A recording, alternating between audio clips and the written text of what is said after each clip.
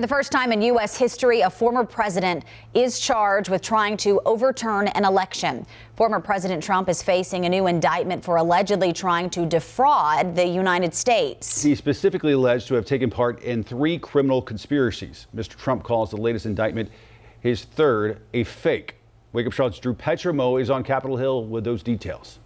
Good morning, Ben. These allegations are truly extraordinary. Federal prosecutors say former President Trump tried multiple strategies to remain president after an election he knew he had lost. Trump is fighting back, comparing the prosecution to Nazi Germany as he continues his push to return to the presidency.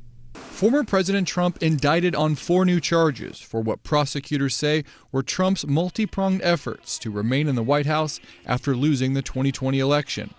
The federal indictment accuses the former president of taking part in 3 conspiracies: to obstruct official proceedings by stopping the certification of votes on January 6, 2021, and a third broad conspiracy to disenfranchise voters. The attack on our nation's capital on January 6, 2021, was an unprecedented assault on the seat of American democracy. This is Special Counsel Jack Smith's second indictment of Trump.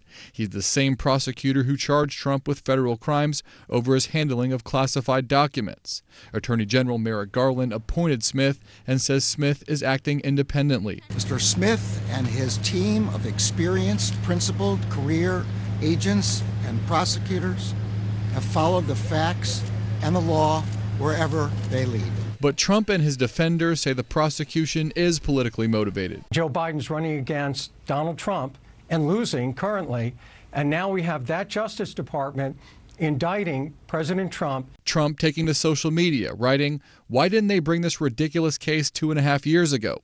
They wanted it right in the middle of my campaign. That's why." But former Vice President Mike Pence had a different take. In a statement responding to the indictment, he says anyone who puts himself over the Constitution should never be president of the United States. A sharp rebuke from the man who was once Trump's running mate. This is the 3rd time Trump has been indicted, twice now by the special counsel and once by a DA in New York over Trump's payments to adult film actress Stormy Daniels. Charges in a 4th case regarding election interference in Georgia could come this month. Reporting from Washington, I'm Drew Petromo. Wake Up Charlotte. All right.